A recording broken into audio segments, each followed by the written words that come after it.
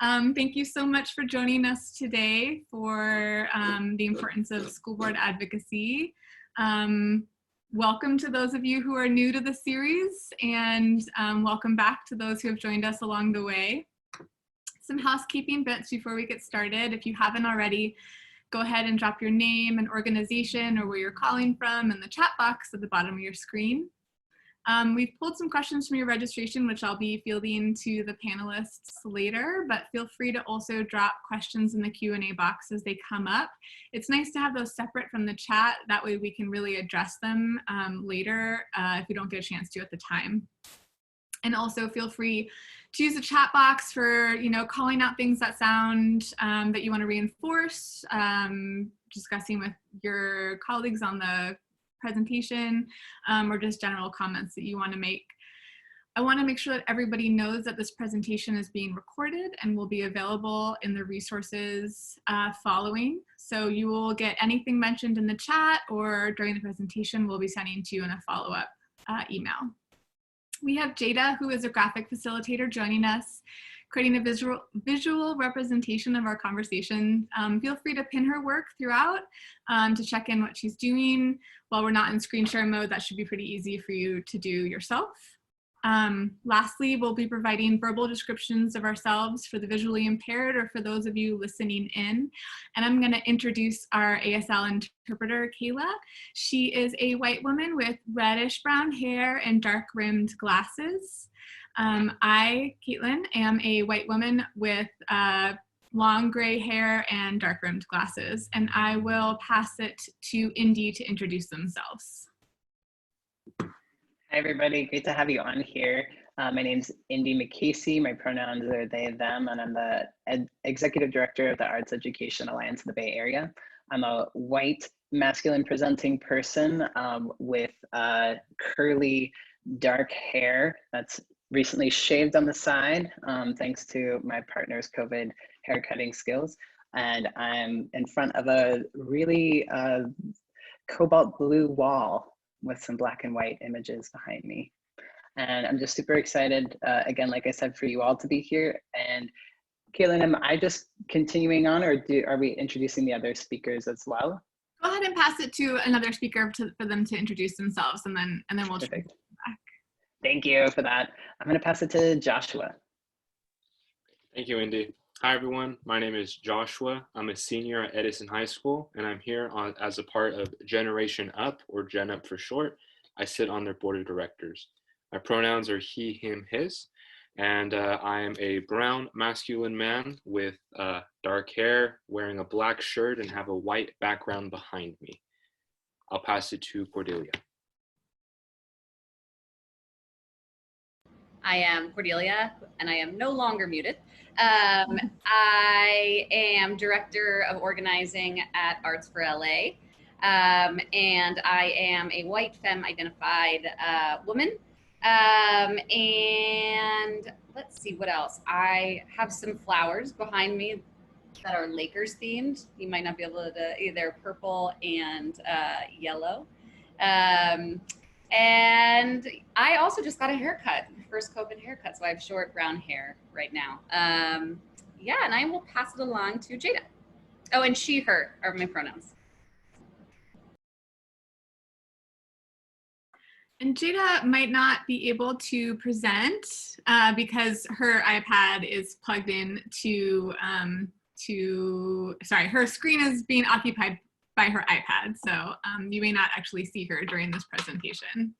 I'm gonna share my screen real quick just to give you guys a link, and I will invite Indy to talk us through this.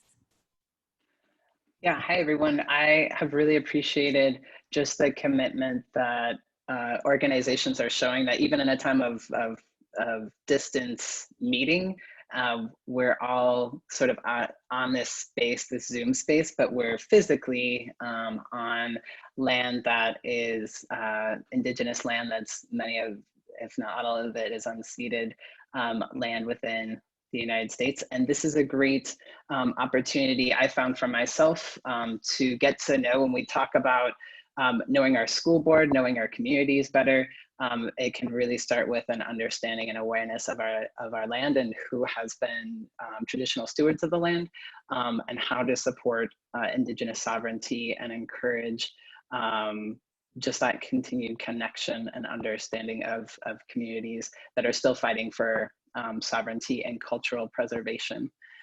If you go to this link, native-land, native-land.ca, you can find out learn more about the Indigenous communities whose land you occupy. I am usually in the Bay Area on unceded Ohlone land and Chochenyo Ohlone land specifically. And right now I happen to be on the East Coast on Haudenosaunee Alliance land in upstate New York. And so we're encouraging folks to get to know the land and communities that you may already know and want to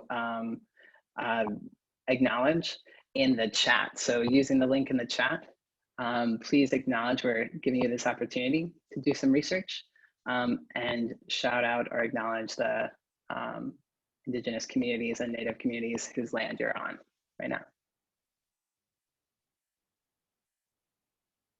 Thanks, Sarah.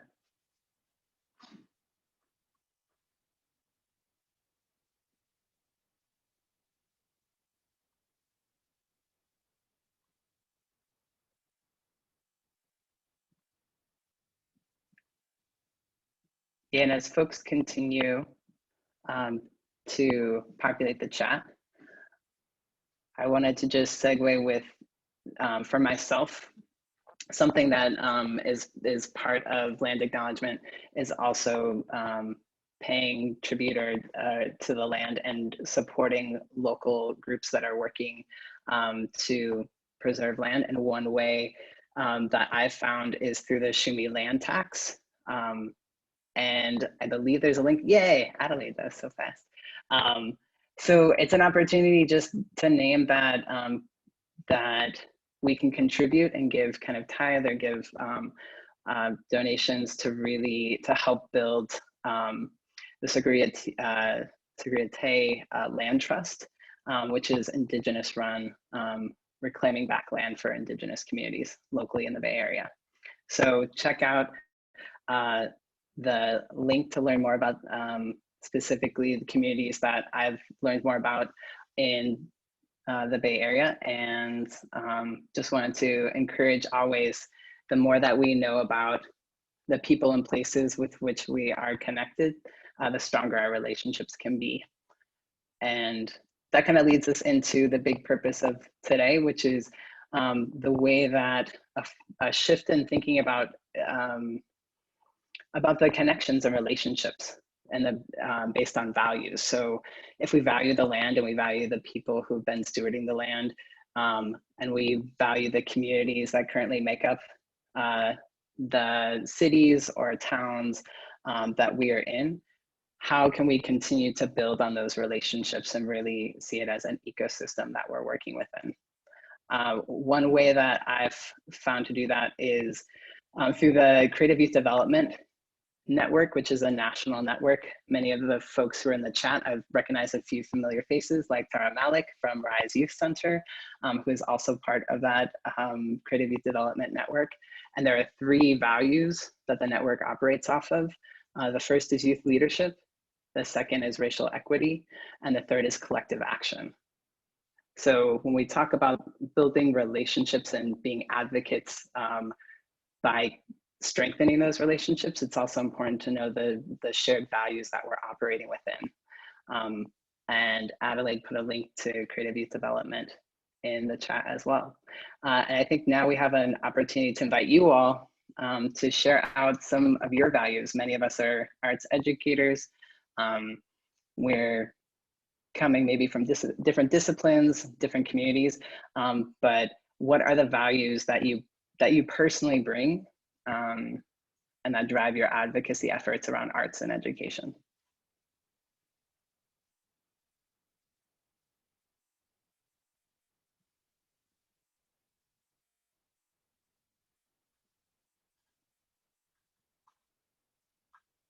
Yay. And Adelaide has put the link to the Menti. This is really exciting. I just used this with performing arts teachers who teach in Oakland Unified School District. We did a word cloud for 3 words to describe their 3-day weekend.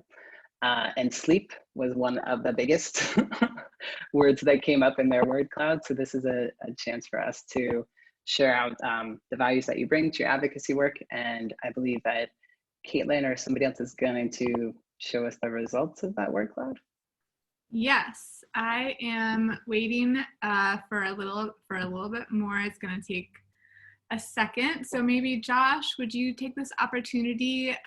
So when we thought about how to organize this webinar, something that came across sort of universally for us was that was the root of advocacy. So it's not just, we all know we want more arts education in our schools. We feel like that's a fundamental right for our students. And we also know that the students that often have the greatest opportunity gap are being provided the least amount of opportunity in the arts. And so this exercise is just a way to sort of recenter and focus why we're doing what we're doing. And a tool in this work is to think about your own personal story. And so when Josh shared his personal story, it really connected sort of the through line and anchored sort of the whole presentation. So I will pass this to Josh. It looks like we're getting some really good responses in the Menti. Thank you, Caitlin. So yeah, as I mentioned earlier, I'm a senior at Edison High School, which is located in Fresno, California. And to me, the arts have been amazing. And one thing that I like to reflect on is when I was in the 6th grade, actually, I attended elementary school, and the Fresno Philharmonic came, and it was a orchestra of people who played the violin, viola, and other string instruments. And at the time, I knew of music, I knew what it was, but I never really felt music. And during their presentation, the conductor opened up the floor to any student who wanted to go up and conduct the orchestra with his wand, with his baton. So my teacher had volunteered me, and I was a little shy and I was nervous because I had never really experienced music. I've never felt music. So I went up there and I took his baton, and I just felt it, and I just went with it. I went with the flow. I felt it. I felt the grooves. I felt the patterns. I felt the paradiddles. I felt all of that. And that was the first time I've ever really felt music. And I could tell that the people playing the violins and the people in the orchestra could tell that I was on beat. And I knew that I was on beat. And I had no recollection, or I had no knowledge of how to count, of what the different counting sequences was, right? But I knew that what I was doing was right. And after I finished conducting, the conductor pulled me aside privately, and he said, "Are you in band or are you in music?" And I said, "No, I'm not." And he said this to me: "Well, you need to be," right? "Well, you need to be." So those 5 words really changed my life and had an impact on me. And it's because that conductor believed in me. He told me, you need to be in music because you have that gift. And it meant a lot coming from him, because I knew that he was a conductor. He was well respected. He had musical experience and musical expertise beyond what I had had. So the next year, in my 7th grade year, I joined the band. I joined the band, and I was in percussion. I played the bells, I played the marimba, I played the snare drums, and I really expanded my knowledge of what music was and what the arts can provide for a student. And while in band, I built up my courage, I built up my confidence, I built up my public speaking skills. And that's a lot of what music does. Music makes you feel, it gives you emotion, which I think is critical for any young adult and any adult in our society. I did band my 7th, 8th, and 9th grade year. I built connections, I built a community with other band players, and eventually I began moving on. I became a student leader. I became more involved in advocacy, and that eventually led me to where I am today, where I sit on the board of directors for Generation Up, and I sit as a student board member for Fresno Unified School District, the 3rd largest school district in California. I have the privilege of representing over 74,000 students. And if we really think back to where this all came from, it came back to those 5 words that the conductor told me in 6th grade. Well, you need to be. And those words of encouragement and that push to go and really reflect on what the arts can provide you, to go experience the arts, it's really that scenario that really, made me what I am today. It's what gave me that confidence to be here. And that's just coming from my perspective. Imagine the thousands, millions of other students here in California that can have that same experience by just going to the arts, right? By just experiencing the arts, having that ability to enjoy the arts, right? And that's one thing that I'm super passionate about, especially now sitting as a student board member, is making sure that the arts are equitable and access to everyone, regardless you come from, right? To make sure that the Fresno Philharmonic can play in every single elementary, middle, and high school in Fresno Unified, to make sure that students have that ability to connect with music and that ability to connect with the arts. And it really sets my values as to, who I am, right? And as a person and as a voter, you have to ask yourself, what are your values? And I think that that's super critical and important when we're discussing school boards and how that relates to arts here in California. So hope you guys enjoyed my story. It was super passionate for me, and I'm glad that I was able to share it. That was just the perfect segue into sharing our value system here. Let me reorient the screen slightly. So let's take a second and call it what we see here. We have equity, integrity, representation, self-expression, address trauma, racial justice, transformational, revolutionary, candid, love, joy, liberation, impact, democracy, awareness. And all of these values that we share and all of these values that we've brought together, I think are exemplified in Josh's story, right? And what I love about Josh's story is that it's perfect to encapsulate why the arts are important to students. It's perfect to show what the value of a school board member who understands the importance of the arts and will fight and push for that. And it shows the importance of integrating those things together. So I just think it's such a great way to start us off. I would love to hear a little bit more from Josh about his work with Gen Up and the Fresno Unified School Board when you're ready. Yeah, of course. So as I mentioned, Gen Up is a completely student-led advocacy group here in California that advocates for change in our school district to make education and the arts more equitable and accessible to students here. And through my work with Fresno Unified as a student board member, I also have done the exact same mission of Gen Up here in my local district. And for those who are sort of like unsure of what a school board is, a school board is essentially a body of elected officials who are in charge of a school district. They're in charge of the funding, of the budgets, what programs are in it, what material is sent to students. So that school board is critical and it's super important. And the people who sit on that school board, they're elected officials, and you as a voter have the opportunity to put in your vote for who should sit in that position. And I think that is critical and something that a lot of people may overlook. Oftentimes it's easy to focus on the national elections or at the statewide elections, but local elections are just as important. And especially when it comes to school districts, because in California, it's very decentralized, meaning what we do here in Fresno may be different from what you do in LA, or it may be different from what you guys do out in San Diego, right? So each school board has its own decisions and they can make their own decisions. So that's why local advocacy and local elections matter the most. Now, as a student board member, I was elected by the students of Fresno Unified to represent them at these school district level. And again, it's been a privilege and an honor. And I think that that's super critical for students to sit on their Board of Education because they can advocate for real-time issues that they see by just going to high school, right? So as a senior, I've been in high school for 4 years now, and during my board meetings, I definitely bring up issues that I see prevalent, that I have seen prevalent throughout my 4 years.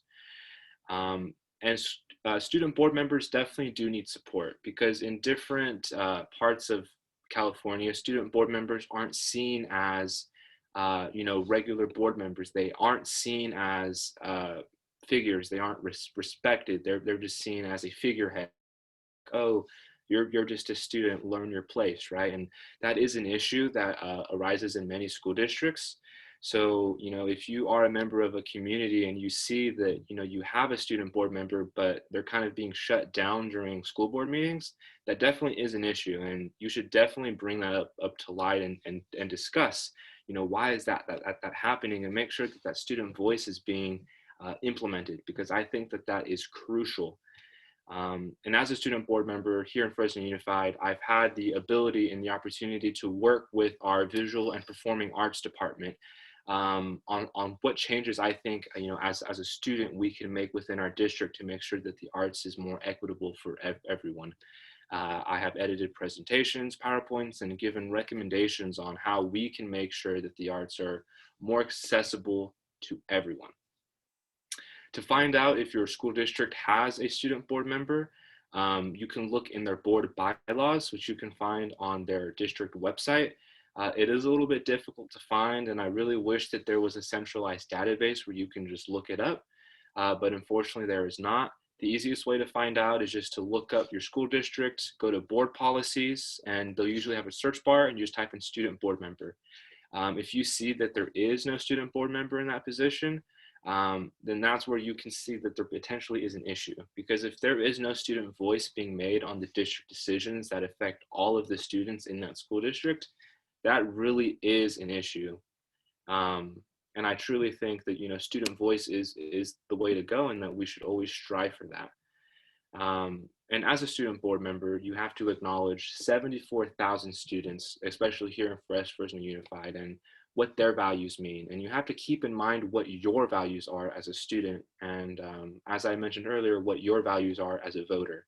I cannot stress the importance of local elections enough, and I know that I've mentioned that already, but I truly cannot stress that. And unfortunately, there have been people who are elected into these positions who don't have the best interests of students at heart, and that's where there truly is an issue, because you have to work around that roadblock when you can just make sure that it's not there in the first place by using your voice and voting. And I see a question in the chat, which I think is crucial, and I'll answer right now. If we don't have a student board member, how can we advocate for one? So there actually is an organization called the California Student Board Member Association, which was created by Gen Up, or Generation Up.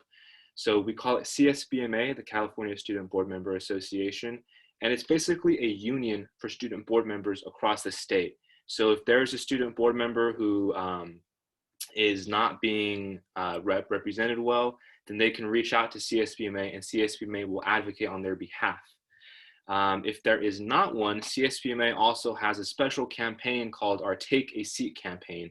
And essentially, this is for school districts who do not have a student board member at all. If you reach out to us, then we will have our Take a Seat campaign focus on your school district to advocate for a seat at the student, or for a seat on the Board of Education for a student. So yes, I see that a link has been dropped in the chat. So yes, just go to there. And if you have any questions, then there should be an email there. If not, then you can feel free to reach out to me. The student board member position, it depends on the school district. It can either be appointed or elected. For me, it was elected. I was elected by a body of students. Usually it is never appointed, and that is because, that doesn't really fall within the lines of democracy. So it usually always is elected. In some cases, the ASB president will be the student board member, but usually they assume the role of being that student board members.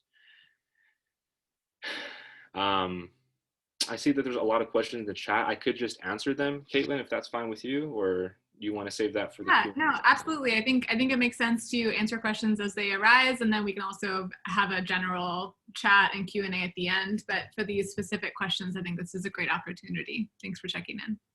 Yeah, so one question I see too is, is this high school students only, or is this only high school students, or high school is separate from middle and elementary? So yes, the student board member position is usually only reserved for school districts that have high schools within them. Usually elementary school districts or middle and elementary school districts do not have a student board member. And that's just because, when you're in elementary and middle school, you're still learning important curriculum and forming your ideas and views on the world. So you're not, I guess, in a sense, prepared to, or for the complexities of the position, if that makes sense. I think that's all the questions I have seen. Sorry if I missed yours. I'm kind of scrolling up. I do have to say, though, that Gen Up has a really amazing pipeline where they prepare and connect elementary school students, middle school students, and high school students, so that when they are able to take a position on the school board, they will have received those connections, those trainings, and that education to succeed fully in that position. I don't know if you want to talk. Oh yeah, and I can definitely touch up upon Gen Up, and sitting as a part of their board of directors. I provide oversight and input on any of the operational movements that they may want to proceed with. And when I first joined Gen Up, the first thing that really amazed me was how it's completely student-led and it's completely student voice. And the unique thing about Gen Up is you can be a student anywhere in California. You can be a 4.32 person, or you can be a 2.0 GPA student. It doesn't matter what student you are. You can use your voice as a part of this organization to uplift others and to advocate for what you think is right. You don't need to be the ASB president. You don't need to be the student board member. You don't need to be a part of student council or student government. You can just be a regular student at any high school or middle school and be involved in this amazing organization. And I think that that's crucial and something that a lot of people overlook. And I would have to agree with Caitlin in that Gen Up really does provide students with that stepping stone and that knowledge and that experience, on how to form values, on how to work well with others, so that when they do become in high school, they can transition into that student board member position. They can apply for that position. So the student board member position, again, is an amazing opportunity. And due to my experiences, throughout middle and elementary school with the arts, I definitely have made sure to advocate for it. And in working with other student board members, I have also emphasized the importance of the arts. And now with local elections here in Fresno, we have an election for 3 of our board districts. So 3 seats are up for re-election this year. So it's super important that you use your voice as a voter, to vote for the candidates that you think will move students forward in your specific area. So with that, I think that's it. Caitlin, do you want me to touch up on anything else? No, that's great. Thank you so much, Josh. We'll reconnect at the end too. And I just wanted to point out a few things here. So I think this is conveyed very strongly, but students can be an amazing ally, an amazing participant in your advocacy journey. And as Josh mentioned, if you are advocating for their education, it is essential that you are involving them in the conversation. The other thing that I want to point out is what Josh just touched on at the end here, and I think ties in nicely to what Indy's gonna present, is that you don't have to be an expert advocate to advocate. Right? You don't have to have received all of the training, have all of the right words, know all of the links, the lingo, the jargon to be an advocate, right? We all carry our value system through this, and it's important to not wait until you have everything right and perfect, but instead have taken the opportunity to reach out to your community, to create those connections, to see what forward movement looks like and what the demands of the people are around you and how you can support and intersect that. So thank you so much, Josh, for sharing. I look forward to touching base at the end for our extended Q&A. And Indy, if you wanna take it away and start, Yeah, sure. It's really great to follow Josh also, especially, again, tying back to the creative youth development values of youth leadership. And I know a lot of colleagues of mine like to use the term youth power. I just feel like Josh, you're really exemplifying that. And I've learned so much even from the brief conversations we've had prior to this. So I'm super excited about being here with you, and also Cordelia. I'm going to just share the experience that I've had working with Oakland Unified Arts Partners. And I actually made some slides because I like some visuals. And let me go to present mode. Yeah, so while it's loading, I'll just say that the Oakland Unified Arts Partners came about pretty organically just from a convening that Hewlett had of grantees. And they wanted to engage their grantees around looking at local LCAPs and advocating for the arts. What that led to, my former coworker, Aurora Toshiko King, wanted to continue to engage folks and meet on a regular basis. So she and I started facilitating a monthly gathering and of what we now call the Oakland Unified Arts Partners. And I just like to emphasize this idea of building a collaborative community of practice and advocacy. So it's really, again, about the muscle of advocacy and really being able to connect that with relationship building. This is a photo of many of the folks involved with Oakland Unified Arts Partners. We have monthly meetings, and anybody can join our Google group where we stay connected via email about upcoming meetings and also share resources with each other. And I just like to talk about this, what a lot of us experience was this idea of individual arts organizations and institutions. We may have been doing programming or advocacy efforts, but it was often on our own or within our organization. And really the role of the arts partners was to shift that into more of a collective action and collaboration.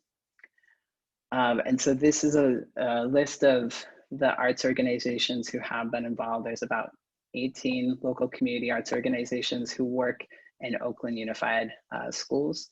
And then we've also had funders at the table, occasionally VAPA teachers at the table.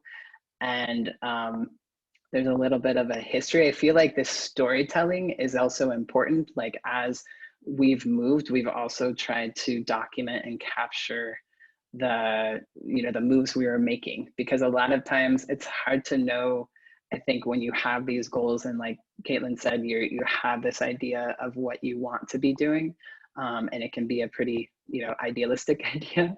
It's hard to also be able to see the steps and progress that you've taken, either independently or as a group. This gives a little bit of a timeline, and something that I think is also interesting to note is that I shifted from working at Destiny Arts Center to actually being hired as a consultant for Oakland Unified. So there, and then my colleague Amy Espiritu, who had been working at Youth Speaks, partnering with Oakland Unified, a year later also got hired. So there was this interesting way that by convening and connecting, we started to also identify places where we could influence and be more connected to the district and help to strengthen this partnership between teaching artists or local community arts organizations in the school district.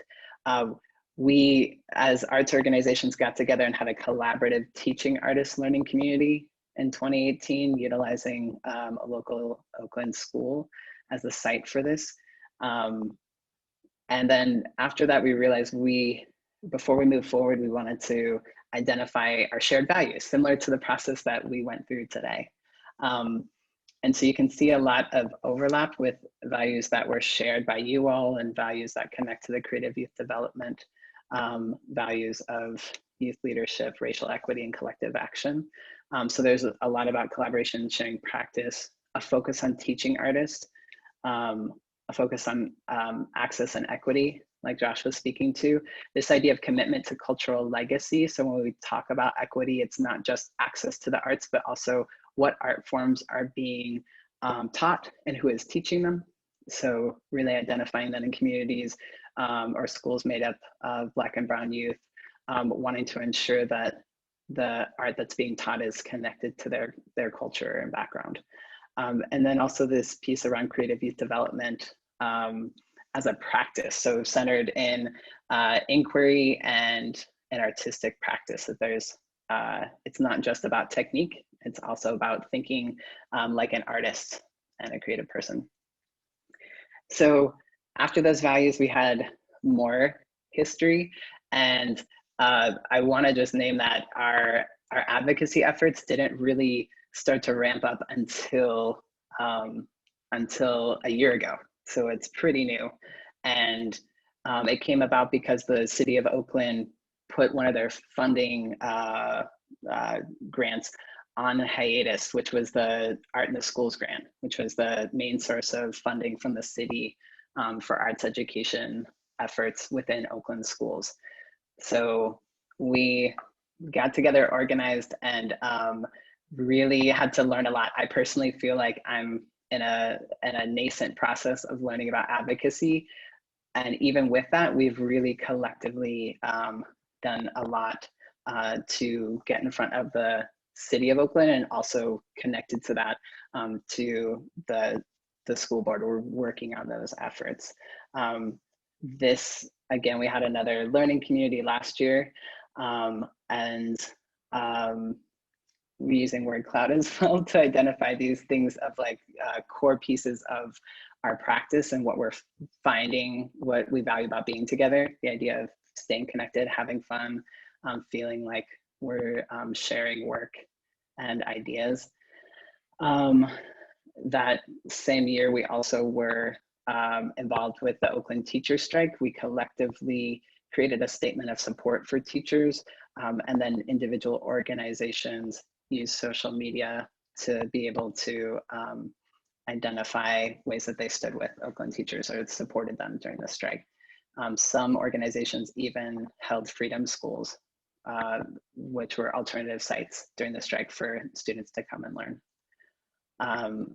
And like I mentioned, we advocated in front of the city to ensure funding continues. And through that work, we also started to realize by doing research that the city of Oakland has been underfunding the arts to the tune of $1.4 million. So we found out that the highest point that the city funded the arts was in 1992.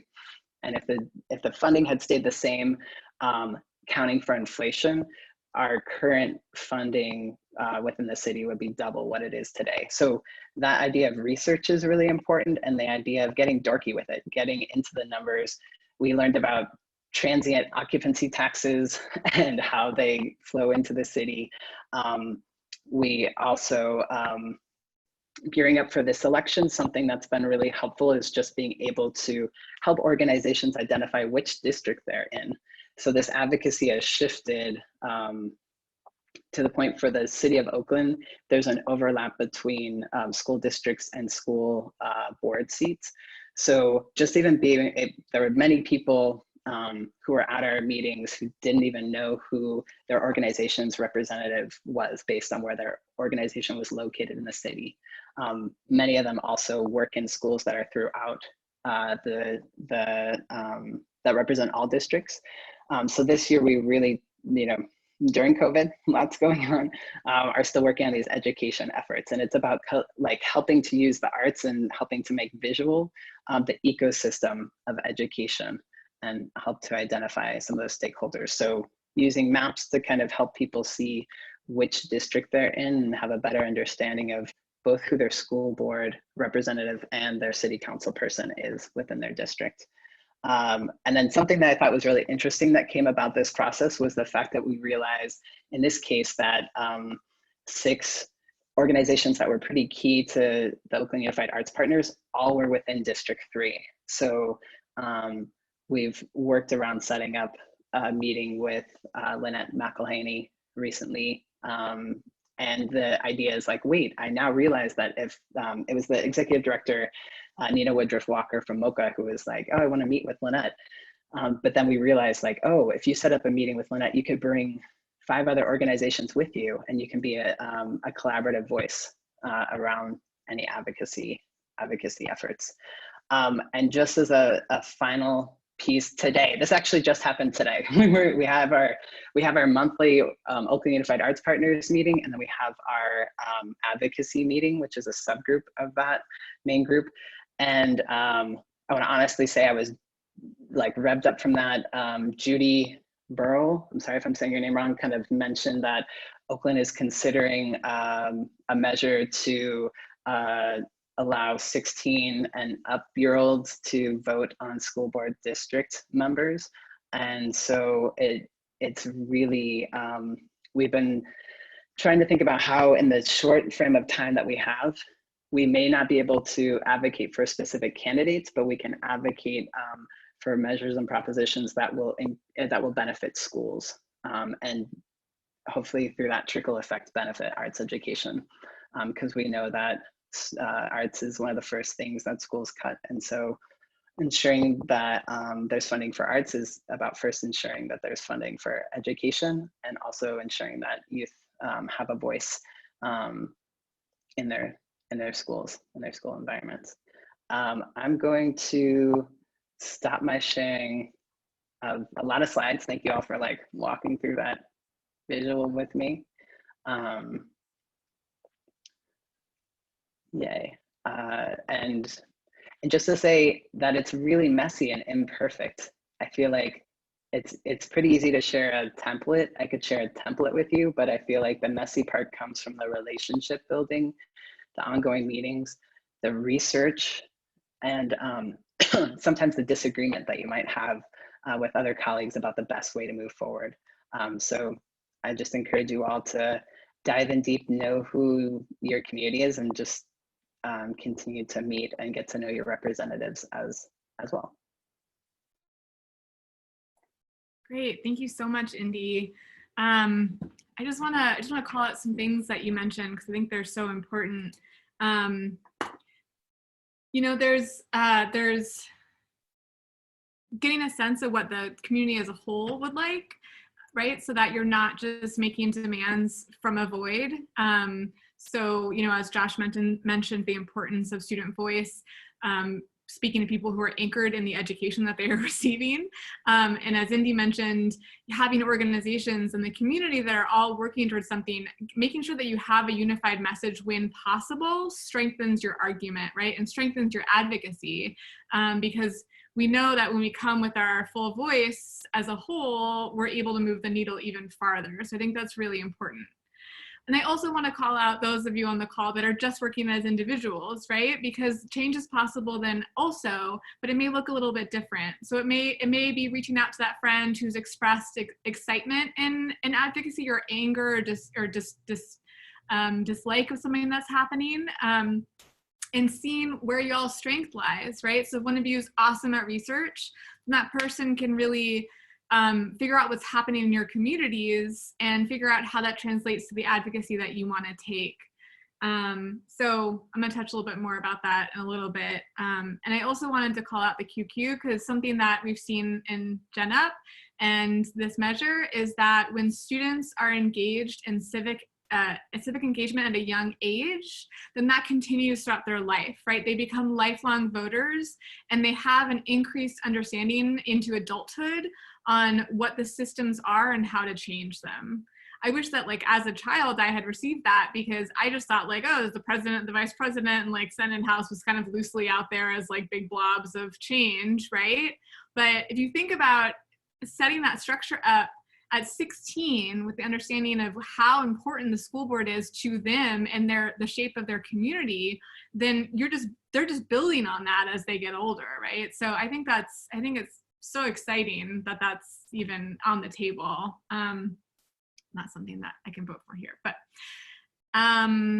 yeah, so tying a little bit into the tools that we can use to affect change once we've identified our values and aligned ourselves with like-minded community members. And again, that can look different if you're an org or an individual, and you've taken the time to familiarize yourself with the system. The other thing I want to call out that everyone sort of touched on so far is that the system is incredibly opaque, right? It's confusing, and it's hard and there's a lot of things to get through. So take it in bite-sized pieces. If something that you're comfortable with is speaking in public, then a good opportunity is to attend a candidate forum. So it gets you familiarized yourself with the candidates. It gets a clearer view of where their values align with yours. And you can ask really specific questions that frame sort of an educational element. So you're educating the candidate while also getting their feedback. So an example would be, would you support policies to strengthen arts education, helping young people succeed in California, where the creative economy generates 2.7 million jobs, right? So you're informing them that that the creative economy is let's say pre-COVID was an incredible generator of jobs, and that it's their duty as a school board member to make sure that the students can succeed in those jobs. So you're educating them, and then you're also addressing policies that they would take to strengthen that. Californians for the Arts has a number of useful resources to get involved in the political process. I think Adelaide's going to drop that in the chat. They provide fact sheets, graphics, and candidate forum questions. And Arts for LA, Cordelia's representing here, also has an incredible site that offers candidate questions as well. And they can be really specific and pointed. So one of Arts for LA's questions that I thought was really strong was, what will you do to ensure that every child has access to a complete education that includes the arts, right? So you're asking for action items from them. It's important to hear their story and how they came to where they are, and an experience they had in childhood that centers them in the arts. We also want to hear specifics, right? So that when they are elected, and if they are elected, we can go back and say, hey, remember that candidate forum that you answered this question to? This is how you responded, and it doesn't really look like you're doing that. So what are ways we can course correct, right? So getting that information can be really helpful also in the long run. So you're educating yourself on the candidates, but you're also educating yourself for the role when they assume the position of school board, and gathering that information for your advocacy in the future. And something that everyone we've talked on a lot, but is so important, is to share your information, right? So one of the positives that have come out of this is that we've all developed new systems of communication, right? We're all connecting in new ways. We have to really work on that, but also there are platforms that make that a lot easier and accessible. So it's really important that we share that information with as many people as possible. Because something that always strikes me in this work when I speak with student advocates is that they don't know that they have a right to a well-rounded, culturally responsive education that includes the arts. That they don't know that's part of our law, right? And so if they don't know that, then they don't know that they can fight for that. So it's really important that when we get these pieces of information or we get tapped into these networks, that we're sharing out with our community, right? Because not only does that amplify our messaging, but also creates other advocates who can stand with us in this work that we do. And it's a safe bet that if the students don't know that they have a right, then their family or their guardians or the people in their community don't know that they have that right. So the more access information, the more informed decisions we can make, and the more relevant our requests become. So, thinking about shifting collective action, think about what your entire, what it looks like when your entire community is on board for something, right? We want to bring everybody with us so that when the change happens, it's not kicking and screaming, it's celebratory and also supported by. Create California has a great new video that you can share with candidates and community members. It's just like a little 2-minute nugget of information and celebration of arts education. It touches on shared values, and it connects all the 5 disciplines and reminds people to vote with that in mind. So that's something that you can share immediately with your community to support the arts. So also going back, we want to get specific with our asks, right? So it's great to say we need arts education, right? Like that's where we're going. But what does that mean for your community? Is your community focusing on the mental health of their students? Well, then provide ways in which the arts can support that, and support that not only for their students, but for the teachers and the admins, right? Because we're all struggling right now. And it's important that we're lifting up everybody involved so that everybody has a more wholesome and centered approach to education. So figure out ways, so do the research to figure out ways that, that you are addressing these concerns or directives for the school district to support your argument for arts education. And often a good way to do that, I think someone mentioned the LCAP before, but we can put a link for an example of that maybe. I mean, that's a big ask. But the LCAP will show you, or even if you go to the district website, it'll show you like what they're working on as a district to improve, you know, whatever key points there are for students, and figure out a way how to tie arts education's benefits to those issues. It'll really strengthen your request. Speaking of getting specific, Create California has rolled out county-specific graphics that encourage community members to create the vote in their districts, and you can use those as visual aid combined with, you know, some of the resources we've mentioned from Arts for LA or Californians for the Arts, really advocating for the arts in your area. And the last, maybe the last, we'll see. The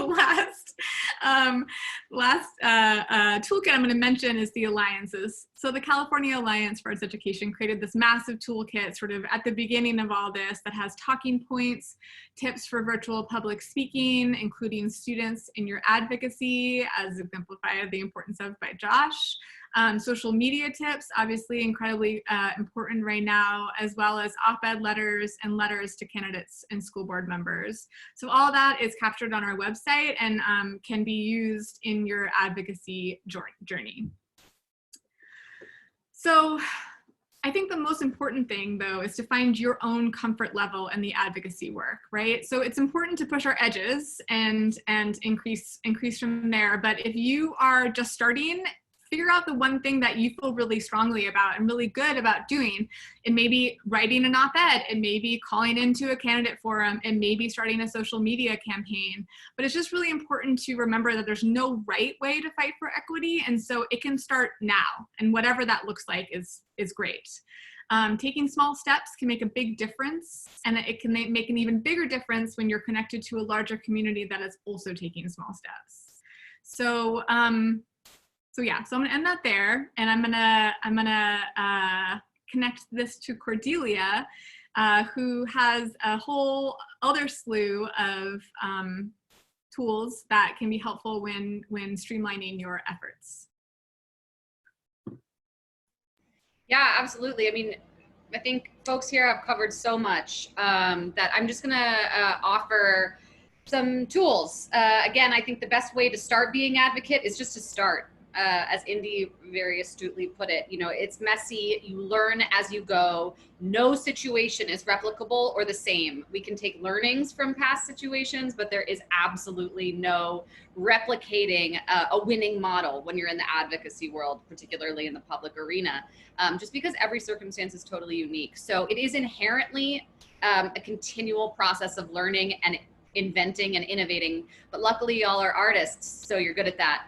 Artists are natural advocates because you have the ability to be creative, employ design thinking, adjust, adapt, and I think, again, just to echo Indy's point, develop deep relationships, because without those relationships, there is no advocacy.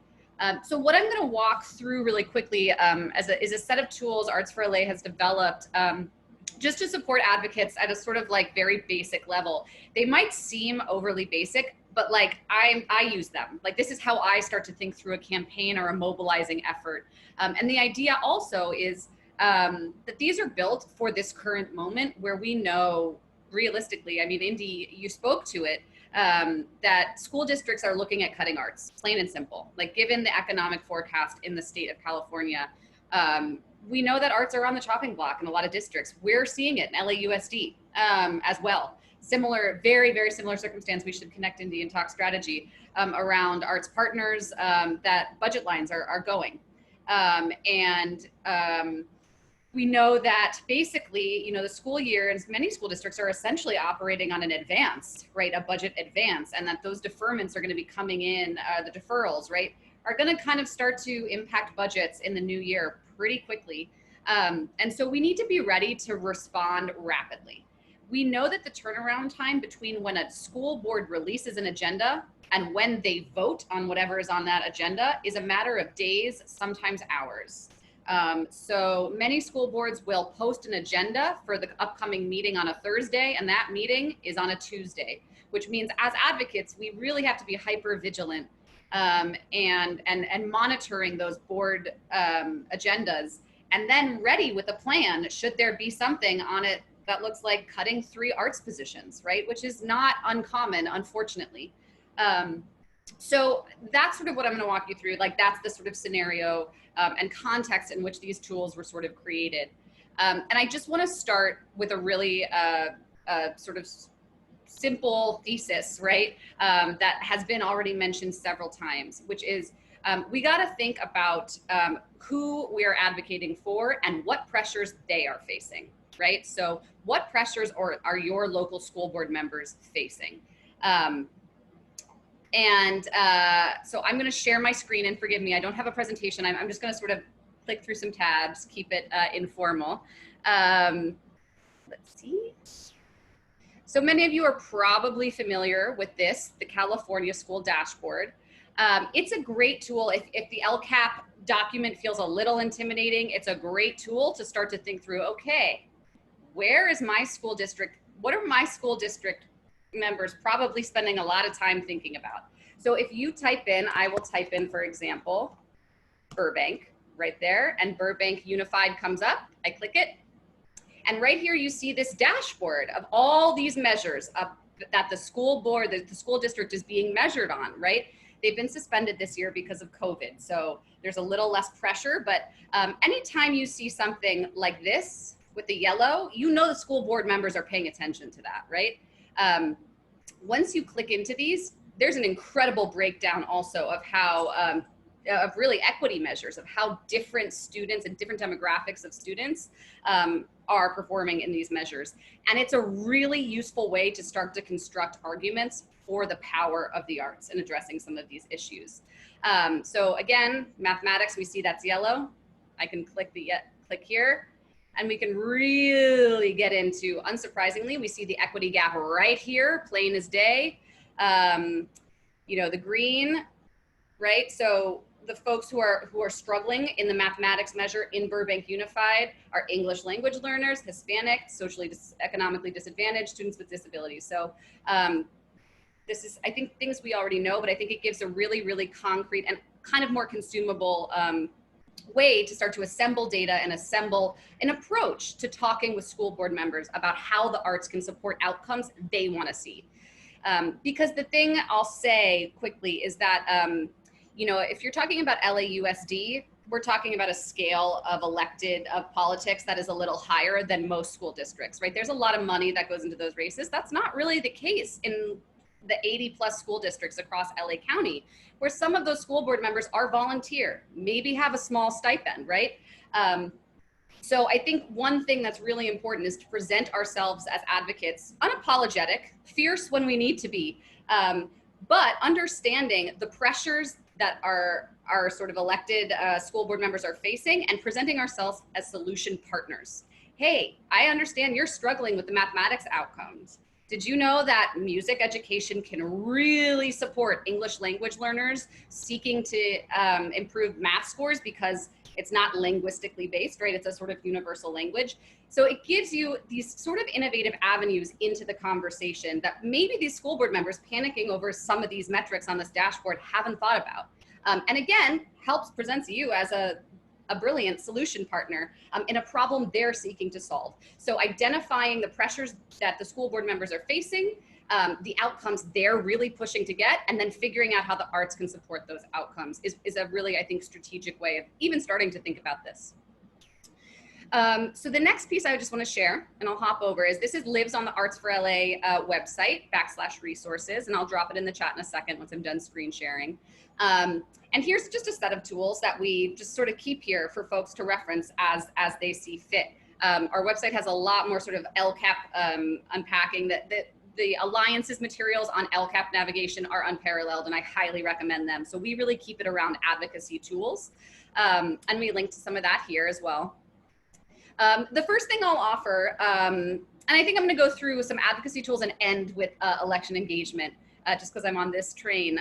So is here. We have two things. If you click this link, you will be taken to this document, which I've already pulled up.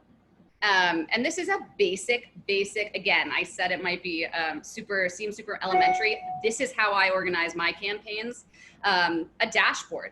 Because you might be really energized coming off this call. I'm gonna be an advocate, I'm gonna organize my community, let's go.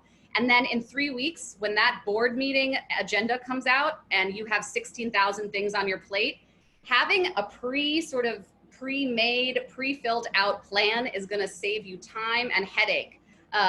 So that's why we recommend, that's sort of the idea behind this tool, is just like preloading and front-loading a lot of the advocacy work in advance when you have the time, space, and energy, which we don't always have, let's be honest. So this advocacy dashboard really basically just lays out what you need to know to be a school board advocate. You need to know when the meetings are. Typically, they're every 2 weeks. Sometimes it's different, and they're usually on a fixed day. They're on a Wednesday, they're on a Thursday, they're every other Thursday, they're every other Tuesday. Knowing when the next meeting is, right, the upcoming meeting, and this can all be found on your school district's website. And then an agenda item, like maybe there is an agenda item that's like looking at elementary music program is one I saw not too long ago. And if you look closely, you see, okay, that elementary music program item is about that elementary music program potentially being cut. And then right here, we have our key decision makers. This is, again, when you have the time, space, and frame of mind, is to put in the name of your school board member, their contact info, and if they have a social media handle, which they might not. But if you have that all preloaded up, it's going to make it a lot easier to grab and get to folks who are willing to sort of take action and reach out to those school board members. So that's our key decision makers piece. What I call the go team, right? And I've separated go team and students, which often they're not separated. They're the same. Your go team is students is your go team. So those two don't necessarily need to be two separate columns. But these are people who you know are passionate about this with you, and you know are going to be willing to take a minute out of their day to make a call, to write an email, maybe even to show up to a board meeting virtually. These are your folks who, your team, right? And having, again, that name and that contact pre-filled makes it so maybe you're out of town, maybe you're dealing with a family emergency. If you have that go team pre-filled out, you can hand it off to someone who really cares about this but hasn't been as involved, and they can get that messaging out. Press and allies are their city council members who might not be able to really impact budgetary decisions that the school board is making, but are still allies for arts education. Are there community organizations, community-based organizations that are willing to come to bat for a budget line in the school district budget? That's where this would go. And then your press, if you have press contacts and can reach out to them, right? So again, it seems rudimentary, but having all of this ready to go for when there has to be a quick mobilization is just really, really helpful. And this is a fillable PDF. It lives on that website that I showed you, and I'll drop into the chat at the end. So the next piece I just want to share with you, you have your advocacy dashboard, you have your folks. Let's say you think you're settling down on a Thursday night, you're turning on the Great British Bake Off and think you're going to relax, and suddenly you get a Google alert, or you check that agenda and realize that there's something on the line. There's something on the agenda that is going to represent a negative impact on arts education in your district. What do you do? This is the rapid response plan. It's just a kind of checklist to sort of guide you through the steps of mobilizing your community in defense of an arts budget, or in proactively to advocate for something that you want to see maybe agendized, or that you want. Maybe the budget meeting is the next week, and you just want to show up and for that budget meeting hearing, there are no cuts proposed, but the budget is being decided that week, and you want folks to show up and say, we need to expand and deepen our arts practice across the district. Let's see that budget for that, right? So the advocacy checklist, I highly recommend setting up a Google alert, because sometimes you're not going to check that agenda every 2 weeks. That's fine. And having a Google News alert just means that you get information that might be coming in about your school district. I like to set up a calendar reminder for any district I'm tracking for when their budget meeting comes out, because otherwise their meeting agenda comes out. Maybe their agenda comes out on a Thursday, and I will forget, but my Google Calendar or my calendar will remind me to go check on the website. And again, I think the other thing is, if you have the time and space to begin to, exactly as Indy was saying, develop relationships with your school board so you're not always reaching out to them in crisis. But if you have time, just to reach out and say, hey, I'd love to talk to you about some things I'm seeing in the district. I thank you for your leadership, always helps. And would love to talk about the role of the arts in our district. And the last piece is check out your district's California advocacy dashboard. I think that's supposed to say, that might be a typo, which we'll fix, is check out their education dashboard, which we started with, right? Like, what are the pressures your school board is facing?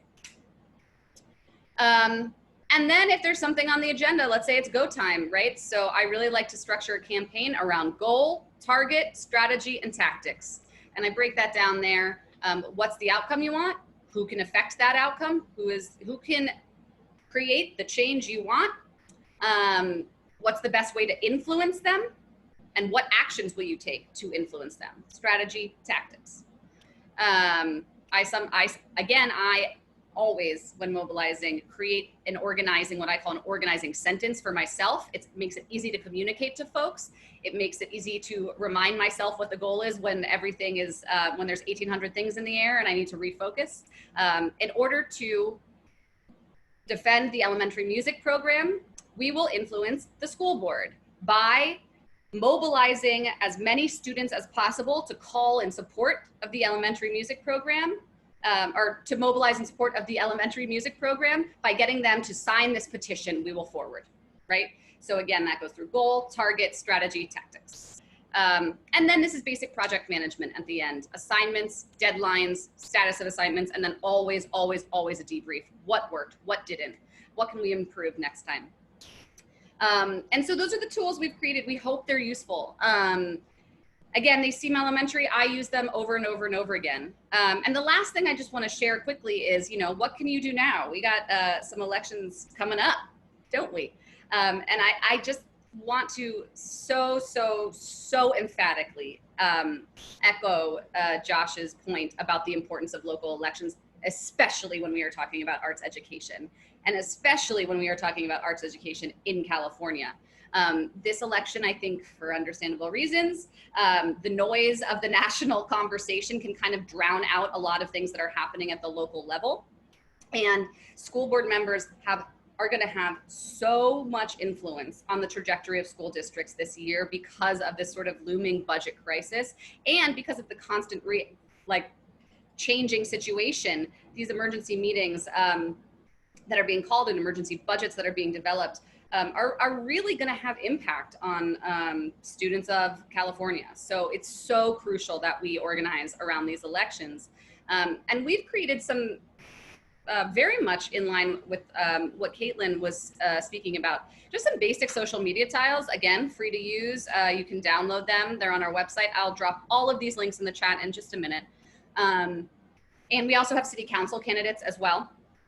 And these are questions like exactly as Caitlin said, we want to plant a seed and try and get a response at the same time, 2 birds with 1 stone, because we want to plant the seed about the policy and the change we want to see, while simultaneously sort of just seeing about their commitment to the arts, right? If you get a response, that's not insignificant.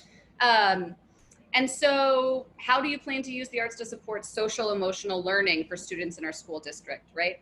What is your plan to harness the power of arts to support student well-being during this challenging time?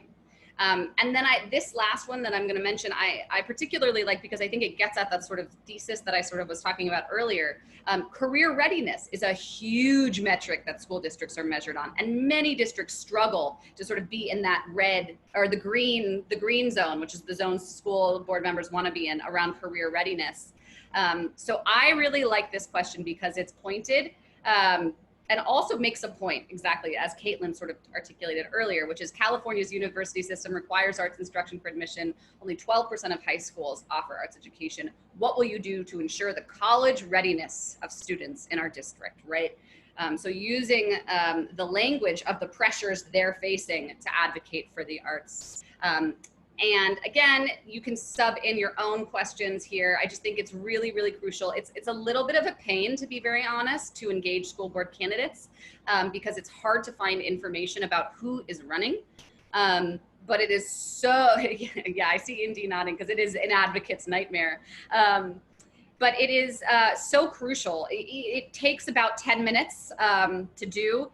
But it is really, really essential for us as arts advocates to be dogged about. And I can only speak to the LA County, but I can walk LA County folks through that process. One, think of the question you want to ask, right? We have those examples ready for you to use, but you can think of the question that's really particular to your district's context. The second step is to look up your candidates. We have the link to the LA County confirmed final list of candidates. I will show you. It is a mess. It is every candidate that is on the ballot in every race. And I apologize, I don't know, for the state of our democracy that there's no easier way to do this. This is the only way to do it. And you control F. I will control F, Burbank, Unified. And there up it comes. And here are my candidates, right?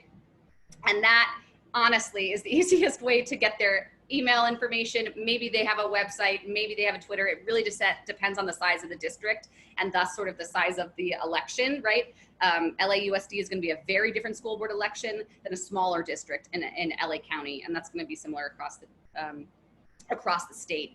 And then the last step is, yeah, depending on what information they have on that county registrar final list, you email them, you call them, you tag them in a post with a question. And so it's a 3-step process. And though we have the specific to LA County list, every county's registrar should have a final list of candidates appearing on a ballot. It's just a little bit of a pain to dig around and find. But that is all for folks in LA County. This all lives on our website, and I will drop this into the chat right now. And before I hop off, the last thing I want to say is I really want to echo the importance of local ballot measures. I think we really, really, in any other year, one of the ballot measures that is on the ballot, just like one of the propositions that is on this year's ballot would be sucking up the oxygen of the entire conversation. But I think because of the surreal nature of this year, it is not, a lot of these are not getting a lot of play, particularly Proposition 15, which I want to echo Arts for LA's support for, because I think we have come to understand that we have to advocate for arts education as part of the broader education equity movement. It is a key component of the education equity movement. The right to self-expression, the right to be able to enter the creative economy, the right to have robust after-school programming, arts-based. These are questions of equity, and they affect outcomes along the lines of graduation rates, along the lines of academic achievement, college matriculation. So again, we're talking about an equity issue, and I think aligning ourselves with the broader education equity movement is so key. And a piece of that is showing up for, fights for public education dollars generally. We need more money for our public school systems. California, by a lot of measures, is 41st in the country, yet we're the 5th largest economy of the world. And we are 41st in per pupil spending. By some measures, there are a couple different measures on that. We're 48th in terms of counselors. And money spent on the well-being of students and those support mechanisms. So we gotta increase our funding for schools if we if we want to ensure that the next generation have the tools they need to thrive. So that's the last thing I'll say. And I will drop all these links in the chat and turn it back over to Caitlin. Thanks, Cordelia. And Adelaide, who is not a panelist, but has joined us on this, has also dropped all these links in the chat. So no need to go back, and do that. She was following along as you were speaking. And I just want to call out something that Jesus mentioned in the chat here, which is that there's no need to wait for a school board meeting to create connections. Shoshana was talking about this, right? It's relationship building. You're not just going in there making a demand and piecing and expecting them to for things to fall into place. This is a gradual process that you are making with a community member who is also a leader, a district leader, that is encouraging forward movement, right? So the more relationship building, the more they're like, oh, hey, that's Caitlin. I know she's here to fight for Arts Ed, but she also supports the work that we're doing in the district around X, Y, and Z, and has I don't know, called us out for some really good things that we've been doing. I want to talk to her, right? You want to be that person in the room. There's definitely time and place for fight, and I encourage that as well. But the more that you can do to sort of create those relationships that will encourage continued conversation, the better. So thanks, Jesus, for mentioning that you can reach out to school board members whenever. So I got checking the time here. We got about 10 minutes. I'm noticing that there isn't any immediate questions in the Q&A. We've been sort of responding as we go along, but we had some from registration. So I'm just going to bring that into the conversations,